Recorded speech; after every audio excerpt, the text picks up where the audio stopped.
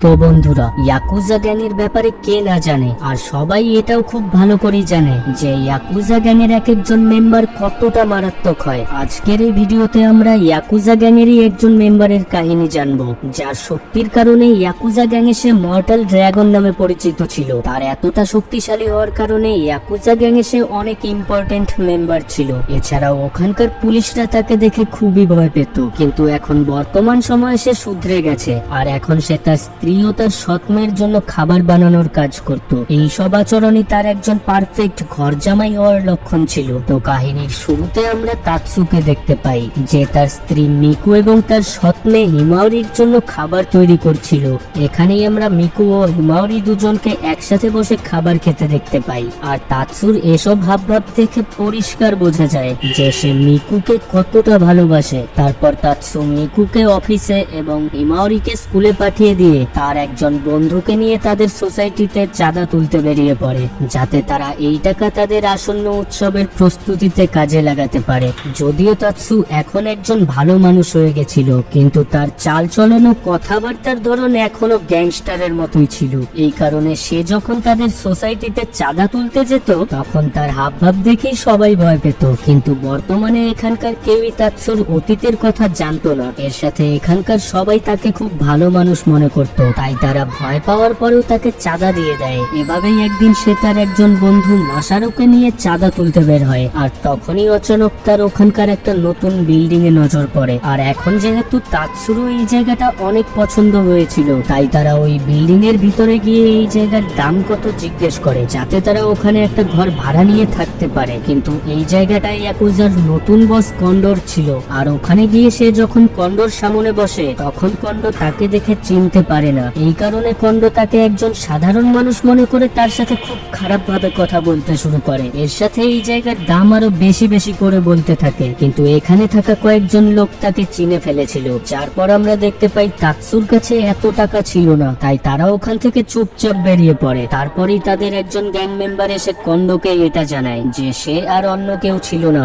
Mortal dragon ছিল। আর এটা শোনার সাথে সাথেই কন্ডর হাওয়া টাইট হয়ে যায়, আর কন্ড ভয়ে ভয়ে তার গ্যাংয়ের অন্য মেম্বারদের তার সাথে তাতসুর প্রথম দিন দেখা হওয়ার ঘটনা জানায়, যে যেদিন সে প্রথমবার তাতসুর সাথে দেখা করেছিল সেদিন সে কেমন ছিল। আসলে একটা মিটিং এ তার সাথে তাতসুর প্রথমবার দেখা হয়েছিল, যেখানে ইয়াকুজা গ্যাং মেম্বারদের উপরে অন্য গ্যাং মেম্বাররা হামলা করে দিয়েছিল। কিন্তু এসব দেখে তাতসু একদমই ভয় পায়নি, আর সে একাই ওই সব গুন্ডাদের খুব খারাপ ভাবে ধোলাই করেছিল। ওখানে কন্ড ওই সময় খুবই ভয় পেয়ে গেছিল। তখনই তাতসু তার কাছে আসে, আর তাকেও তার সাথে লড়াইয়ে অংশগ্রহণ করতে বলে। এখন বর্তমান সময়ে যখন এই সব কথা তার মনে পড়ে, তখন তার মনে হচ্ছিল যে সে তাতসুর সাথে খুবই খারাপ ব্যবহার করেছে, আর হতে পারে এই কারণে তাতসু বদলা নেওয়ার জন্য তাকে মারতে আসতে পারে। এই জন্য সে তার গ্যাং মেম্বারদের তার সিকিউরিটি আরো বাড়িয়ে দিতে বলে। অন্যদিকে আমরা মাসারুকে দেখতে পাই, সে কন্ডর ওই চালের ব্যাপারে বুঝে গেছিল, এই জন্য সে তার নিজের বসের কাছে যায়।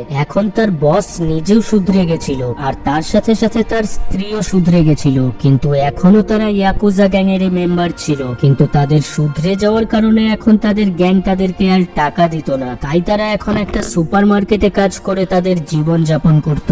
অন্যদিকে আমরা তাতসুকে তার পরিবারের সাথে খুবই চিন্তিত অবস্থায় বসে থাকতে দেখি। আসলে তারা তাদের বাড়িতে একটা হ্যামস্টার পালতো, যেটার দেখাশোনা তারা ঠিক মতো করতে পারতো না। এরপর তাতসু সিদ্ধান্ত নেয় যে সে এমন একজন কাউকে খুঁজবে যে এই ইঁদুরটাকে তার থেকে ভালো করে দেখাশোনা করবে আর তার সাথে নিজের বাড়িতেই রাখবে। তাই সে ওই ইঁদুরটিকে নিয়ে বাইরে বেরিয়ে পড়ে, আর তার সাথে সে একটা সবুজ কাঁচা পাতার প্যাকেটও নিয়ে এসেছিল, যাতে রাস্তায় ওই ইঁদুর খিদে পেলে সে তাকে খাবার খাওয়াতে পারে। আর সে যখন একটা রাস্তার মোড়ে ওই ইঁদুরকে পাতা খাওয়াচ্ছিল, তখনই একজন পুলিশের তার দিকে নজর পড়ে। আসলে এই পুলিশটাকে অনেকদিন আগে থেকে চিনত, এই কারণে সে মনে করেছিল যে তাতসু হয়তো আবার এই শহরে ক্রাইম শুরু করতে চাইছে। আর এখন তাতসু ওই পুলিশকে তার দিকে এমন ভাবে তাকিয়ে থাকতে দেখে তার ওই হ্যামস্টারটি তার পকেটে ঢুকিয়ে রাখে। আর এটা দেখে ওই পুলিশ মনে করেছিল হতে পারে তাকে দেখে তাতসু কোনো অস্ত্র লুকিয়ে রাখার চেষ্টা করছে, তাই ওই পুলিশও তার পিছনে লেগে যায়।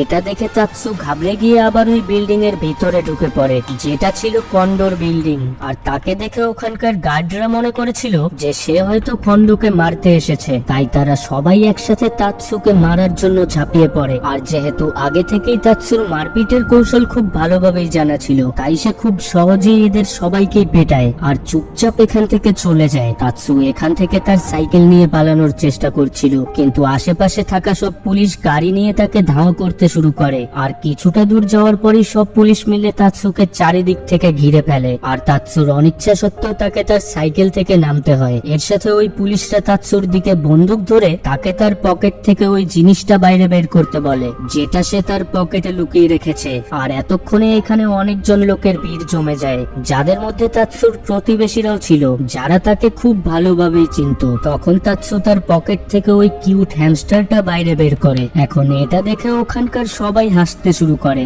এরপর এই ঘটনার ব্যাপারে সবকিছু ভালোভাবে জানার পর ওই পুলিশ তাৎসুর কাছে ক্ষমা চায়, এর সাথে তার ওই হ্যামস্টারটির দেখাশোনা করার জন্য রাজি হয়ে যায়। যেহেতু আজ তাৎসু অনেক ক্লান্ত হয়ে গেছিল, তাই রাতে মিকু একজন ভালো স্ত্রীর মতো আজকে সে নিজেই রান্না করবে বলে ঠিক করে। কিন্তু সে যখন খাবার বানাতে শুরু করে তখন তার হাবভাব দেখেই পরিষ্কার বোঝা যায় যে সে হয়তো আজকেই তার জীবনে প্রথম খাবার বানাচ্ছে। আর সে এতটাই জঘন্য রান্না করেছিল যে সেই খাবার তাৎসু একবার মুখে দেওয়ার সাথে সাথেই ঠিক করে যে সে নিজেই খাবার বানাবে। খাবার বানানোর পর খেতে বসলে হিমারি তার বাবার কাছে উইকেন্ডে পিকনিক করার জন্য কোথাও ঘুরতে যেতে চায়, কিন্তু তাৎসু জানতো সে আজকেই ইয়াকুজা গ্যাংয়ের লোকেদের সাথে পাঙ্গা নিয়েছে, তাই তার পরিবারকে নিয়ে কোথাও ঘুরতে গেলে সেখানে তাদের সাথে কিছু খারাপ হতে পারে। এই কারণে তাৎসু উইকেন্ড পিকনিকে যাওয়ার জন্য সরাসরি মানা করে দেয়। তারপর তারা তিনজন চুপচাপ বসে খাবার খাচ্ছিল কি তখনই তারা বাইরে থেকে কোনো বাচ্চার কান্নার আওয়াজ শুনতে পায়। তাই হিমারি এগিয়ে গিয়ে দরজা খুললে তারা জানতে পারে কোনো অজানা লোক তাদের বাড়ির সামনে একটা ছোট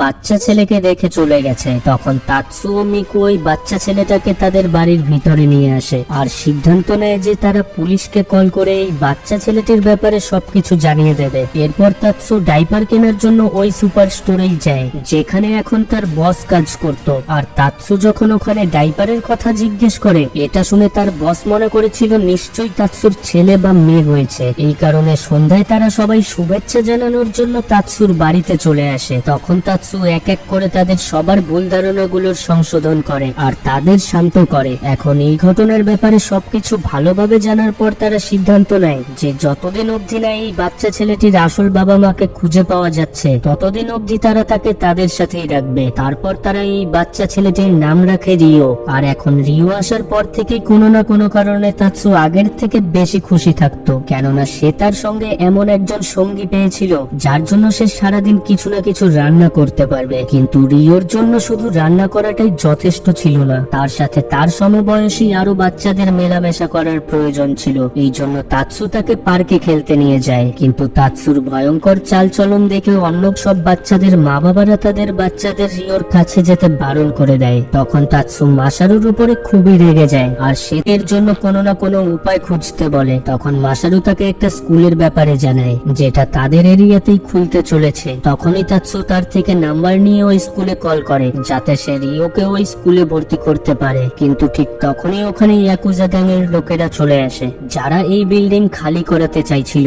এখানকার টিচার রেগে গিয়ে তাদের সাথে চিৎকার চেঁচামেচি করতে শুরু করে, কিন্তু তারা সবাই মিলে তার সাথে অসভ্যতামি করার চেষ্টা করছিল। এর সাথে তারা ওই টিচারকে ধমকিও দেয় যত তাড়াতাড়ি সম্ভব তারা যদি এই জায়গা খালি না করে তাহলে তাদের বস কন্ডো এখানকার সবার অবস্থা খুবই খারাপ করে ফেলবে। কিন্তু এতক্ষণে তাৎসু এখানে চলে এসেছিল, যাকে দেখে সব গুন্ডারা অনেক ভয় পেয়ে যায়। এটা দেখে ওই টিচার বুঝে গেছিল যে ইয়াকুজা গ্যাংয়ের লোকেরা তাৎসুকে দেখে ভয় পায়, তাই সে তাৎসুর কাছে সাহায্য চায়। সে তাৎসুকে জানায় যে কন্ডোর লোকেরা এই স্কুল ভেঙে এখানে সুপার মার্কেট বানাতে চায়। তাই এই টিচার যখন তাদেরকে বাধা দেওয়ার চেষ্টা করে তখন কন্ডোর লোকেরা এসে এই স্কুলে ভাঙচুর করে যায়। এই কারণে যেসব বাচ্চারা এই স্কুলে পড়তো তারাও ভয় পেয়ে এই স্কুলে আসা ছেড়ে দিয়েছে। এসব শোনার পর তাৎসু সিদ্ধান্ত নেয় যে সে এই টিচারের সাহায্য করবে। তারপর তাৎসু বাড়িতে গিয়ে মিকুকে এই সব ঘটনা জানায়। প্রথমে মিকু তার কথা মানে না, কিন্তু তারপর রিওরও এই স্কুলে যাওয়ার কথা শুনে সে রাজি হয়ে যায় আর সে তাৎসুকে তাদের সাহায্য করতে বলে। কিন্তু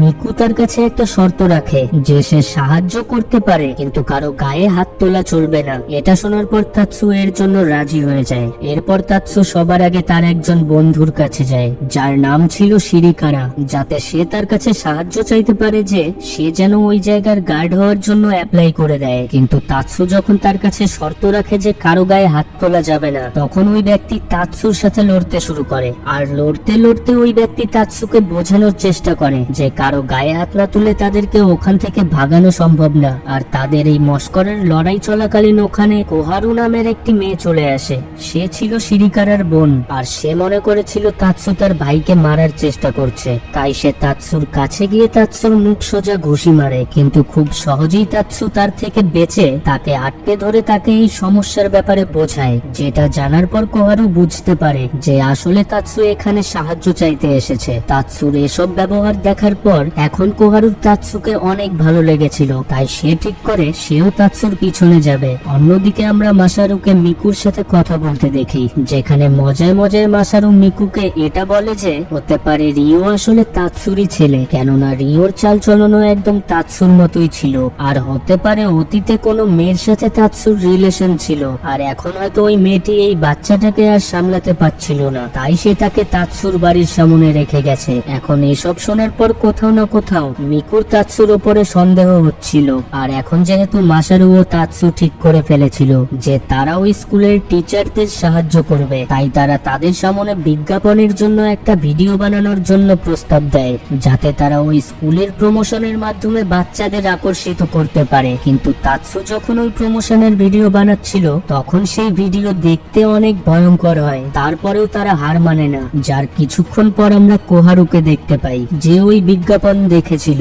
সে এই স্কুলে একজন টিচার হওয়ার জন্য অ্যাপ্লাই করতে এসেছে, কিন্তু তার হাবভাব দেখেই পরিষ্কার বোঝা যায় যে সে এখানে বাচ্চাদের পড়াতে আসেনি। সে এসেছিল যাতে সে তাৎসুর আরো কাছে আসতে পারে। এখন এটা দেখার পর মাসারুর তাৎসুর উপরে আরো সন্দেহ বেড়ে যায়, আর সে সাথে সাথে মিকুকে কল করে এই ব্যাপারে জানিয়ে দেয়। এসব জানার পর মিকুর সন্দেহ আরো বেড়ে যায় যে আসলে হয়তো রিও তাৎসু ও তার সঙ্গী কোহারুরই ছেলে। তাই এখন সে তাৎসুকে শুধু খোঁটা দিচ্ছিল। পরের দিন স্কুল চলাকালীন ইয়াকুজার কয়েকজন মেম্বার এখানে চলে আসে, যাদেরকে দেখ তাদের সামনে চলে আসে। তাৎসু এখানে তাদেরকে কোনো খারাপ কাজ করতে বাধা দিতে এসেছিল। আর তাৎসু যখন তাদের সাথে কথা বলার চেষ্টা করছিল তখন সে বুঝতে পারে যে এই ইয়াকুজা মেম্বার আসলে তার ছেলেকে এই স্কুলে ভর্তি করাতে এসেছে। যদিও তাৎসুর কাছে এইসব ইয়াকুজা গ্যাং এর কোনো চাল মনে হচ্ছিল, কিন্তু তারপরেও তারা ওই বাচ্চাকে অ্যাডমিশন নেওয়ার জন্য রাজি হয়ে যায়। তারপর একদিন মিকু স্কুলে আসে, যেখানে তার সাথে কোহারুর দেখা হয়। আর তাদের মধ্যে কথা কাটাকাটি হওয়ার পর তারা ঠিক করে স্কুলের ক্রীড়া প্রতিযোগিতার দিন তারা একে অপরের সম্মুখীন হবে। আর প্রতিযোগিতার দিন তাদের দুজনের মধ্যে হাড্ডাহাড্ডি লড়াই শুরু হয়ে যায়। আর এখানে আমরা দেখতে পাই তারা তাদের অদ্ভুত কৌশলের সাহায্যে যে কোনো ভাবে হোক একে অপরকে হারানোর চেষ্টা করছে। শেষে মিকু তার সম্পূর্ণ জোর লাগিয়ে ওই কম্পিটিশনে জিতে যায়। এর সাথে মিকু প্রমাণ করে যে সেই তাৎসুর জন্য বেস্ট। তারপর ওই দুজন বাচ্চাদের মধ্যেও রেস হয়, যারা এখন এই স্কুলে উপস্থিত ছিল। এই রেসে রিও জিতে যায়। তাদের এই খুশির ভিডিও দেখে কন্ড খুবই রেগে যায়, তাই সে পরের দিন সোজা তাৎসুর কাছে চলে যায়, যাতে সে তাকে হুমকি দিয়ে এই স্কুল খালি করাতে পারে। সে মনে করেছিল তাৎসু তাকে চিনে ফেলবে, কিন্তু তাৎসু তাকে চিনতে পারে না।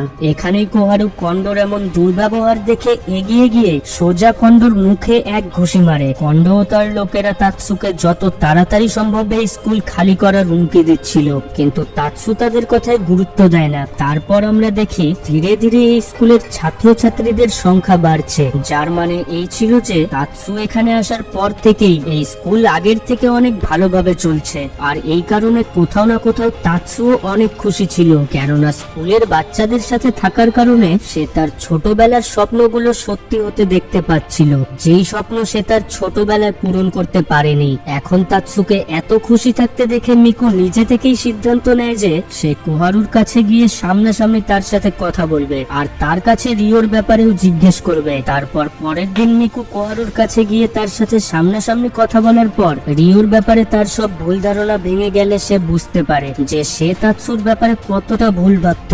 এখন তাৎসুর জীবনের সবকিছু ভালোই চলছিল, কি তখনই অচানক একদিন দুজন গুন্ডা তাদের স্কুলে হামলা করে দেয়, আর তারা রিওর সাথে সাথে আরো একটি বাচ্চাকে তাদের সাথে ধরে নিয়ে যায়। এটা দেখে মাসারু ওই গুন্ডাদের আটকানোর চেষ্টা করে, কিন্তু ওই গুন্ডারা তাকেও আঘাত করে এখান থেকে পালিয়ে যাওয়ার চেষ্টা করছিল। এরপর তাৎসু ও তার বন্ধুর সাথে গাড়ি নিয়ে ওই গুন্ডাদের পিছু করে, আর তাদের গাড়ি থেকে জাম্প করে ওই গুন্ডাদের গাড়িতে ঢুকে পড়ে। তারপর অনেক দূর অবধি ধাওয়া করার পর তাৎসু ওই গুন্ডাদের হারিয়ে দেয়, আর তার সাথে ওই দুজন বাচ্চাকে নিয়ে সোজা হসপিটালে পৌঁছে যায়। কিন্তু মাসারু এখনো অজ্ঞান অবস্থাতেই ছিল। আসলে সত্যি মাসারুর অবস্থা খুবই সিরিয়াস ছিল। এটা দেখে তাৎসু ভীষণ রেগে যায় আর সে ঠিক করে যে সে কন্ডোর সাথে একবার অবশ্যই লড়বে, কেননা তাৎসুর মতে এইসব কার্যকলাপ খন্ডই করিয়েছিল। আর এটা দেখার পর যে তাৎসু বদলা নিতে চাইছে, শিরিকারা ঠিক করে যে সেও তাৎসুর সাহায্য করবে। এরপর তারা দুজন সোজা কন্ডোর বিল্ডিং এ পৌঁছে যায়। তখনই আমরা তাদের কয়েক বছর আগের ফ্ল্যাশব্যাক দেখতে পাই, যেই দৃশ্য দেখেই পরিষ্কার বোঝা যায় যে আগে তারা দুজন কতটা পাওয়ারফুল লোক ছিল। এখন তারা কন্ডোর সামনে গিয়ে তাকে একটা ফাইটের জন্য ওপেন চ্যালেঞ্জ করে, আর এই ফাইট কখন কোথায় হবে এটাও ঠিক করে। এইসব ঠিকঠাক করে তাদের বাড়িতে আসার পর তারা ওই দিন কন্ডোকে কিভাবে হারাবে এর প্রস্তুতি নিতে শুরু করে। কিন্তু তাৎসুর কাছে একটা প্ল্যান ছিল, আর তার প্ল্যান মতো তারা একটা দোকানে গিয়ে অনেক অস্ত্র ও বারুদ নিয়ে আসে। পরের দিন মাসারুও অনেকটা সুস্থ হয়ে গেছিল, তাই সেও তার বন্ধুদের সাথে লড়াইয়ে অংশগ্রহণ করবে বলে ঠিক করে। এরপর আমরা ওই ইয়াকুজা গ্যাং এর মেম্বারকে দেখতে পাই, যে তার বাচ্চাকে ওই স্কুলে ভর্তি করিয়েছিল। সেও এইসব ঘটনার ব্যাপারে জানতে পারে, আর এটা জানার পর বস কন্ডোর কাছে গিয়ে তাকে বলে, আমি আপনাদের সাহায্য করতে পারি, কিন্তু আমার একটা শর্ত এই যে আপনারা তাৎসুকে প্রাণে মারবেন না। কন্ডো তার এই শর্তে রাজি হয়ে যায়। এখন কোথাও না কোথাও এই লোকটাও কন্ডোর সাথেই সাথ দিতে যাচ্ছিল। শেষমেশ ওই দিন চলে আসে যেদিন তাৎসু ও তার বন্ধুদের সাথে ইয়াকুজা গ্যাং এর লড়াই হতে যাচ্ছিল। এখন তাৎসু যখন বাড়ি থেকে বের হচ্ছিল, তখন মিকু তাৎসুকে কথা দিতে বলে যে সে জীবন্ত বাড়িতে ফিরে আসবে। এতে তাৎসুও তাকে কথা দেয়। এখন অন্যদিকে ইয়াকুজা গ্যাং এর মেম্বাররাও ওই জায়গার দিকে এগিয়ে যেতে শুরু করে যেখানে তাৎসু তাদেরকে লড়ার জন্য ডেকেছিল। কিন্তু রাস্তাতেই তাদের মাঝখানে প্রচন্ড ধোয়া ধোয়া হয়ে যায়, আর এর সাথে তারা গুলির আওয়াজও শুনতে পায়। এসব দেখে তারা সবাই খুবই ভয় পেয়ে যায়। তখনই হঠাৎ তারা জানতে পারে যে এসব আসলে ফায়ার ক্র্যাকার্স এর আওয়াজ, যেসব তাৎসু ও তার সঙ্গীরা মিলে এখানে লাগিয়ে রেখেছিল। তারপর তাদের চোখের সামনে থেকে ধোয়া সরে গেলে তারা দেখতে পায় এখানে একটা অনুষ্ঠান চলছে, আর এই অনুষ্ঠানের হোস্টার অন্য কেউ না, তাৎসু ও তার সঙ্গীরাই ছিল। আর এরই মধ্যে এখানে অনেকজন পুলিশ চলে আসে, যারা বস কন্ডোকে ধরতে চাইছিল। আসলে এইসব তাৎসুরি চাল ছিল। এসব দেখে কন্ডো স্যারেন্ডার করে বাঁচার চেষ্টা করছিল, কিন্তু এরই মধ্যে ওই লোকটা যে তার ছেলেকে এই স্কুলে ভর্তি করিয়েছিল, সে বলে ওঠে যে সেও আসলে একজন এজেন্ট। সে অনেকদিন আগে থেকেই কন্ডোর পিছনে লেগেছিল, কিন্তু এতদিন তার কাছে তেমন কোনো প্রমাণ ছিল না যার উপর ভিত্তি করে সে কন্ডোকে অ্যারেস্ট করতে পারবে। কিন্তু এখন সে এখান থেকে কন্ডোকে অ্যারেস্ট করতে পারবে। এখন এত চালাকি দেখার পর কন্ডোর মাথা গরম হয়ে যায়, আর মুহূর্তের মধ্যেই এখানে বিশাল মারাত্মক মারপিট শুরু হয়, যেখানে তাৎসু ও তার সঙ্গীরা কন্ডোর সব লোকেদের সাথে লড়ছিল। আর কিছুক্ষণের মধ্যেই কোহারুও এখানে চলে আসে, আর সেও লড়াইয়ে অংশগ্রহণ করে তার সঙ্গীদের সাহায্য করার চেষ্টা করতে থাকে। এভাবেই কিছুক্ষণ লড়াই চলার পর তাৎসু ও তার সঙ্গীরা মিলে ওই সব লোকেদের হারিয়ে দেয় যারা বস কন্ডোর সাথে এসেছিল। এরপর কন্ডোকেও ধরে ফেলা হয়, আর তখন এটা সবার সামনে আসে যে ওই দিন স্কুল থেকে যে দুজন লোক বাচ্চাদের ধরে নিয়ে গেছিল তাদেরকে কন্ডো পাঠায়নি। এটা জানার পর তারা সবাই অনেক আশ্চর্য হয়, আর তারপরেই খোলাসা হয় যে ওই দিন যে দুজন লোক স্কুল থেকে রিওকে ধরে নিয়ে গেছিল, আসলে তারা রিওর বাবা মার থেকে তাকে চুরি করে নিয়ে এসেছিল, যাতে তারা রিওর বাবা মার কাছে রিওকে ছাড়ানোর জন্য টাকা চাইতে পারবে। কিন্তু রাস্তাতেই পুলিশ দেখে ভয় পেয়ে তারা রিওকে তাৎসুর বাড়ির সামনে রেখেই চলে গেছিল। এরপর তারা যখন রিওকে নিয়ে যাওয়ার জন্য আবার ফিরে এসেছিল, ততক্ষণে তাৎসু তাকে তাদের বাড়ির ভেতরে নিয়ে গেছিল। তারপরেই তারা সিদ্ধান্ত নেয় যে তারা স্কুলে অ্যাটাক করে রিওকে কিডন্যাপ করে নিয়ে আসবে। এখন এসব জানার পর তাৎসু এই সব ঘটনার ব্যাপারে বুঝে যায়। এর সাথে রিওর আসল মা বাবাকেও খুঁজে পাওয়া যায়, আর তাৎসু রিওকে তার মা বাবার কাছে দিয়ে দেয়। আর শেষে আমরা তাৎসু ও মিকুকে দেখতে পাই।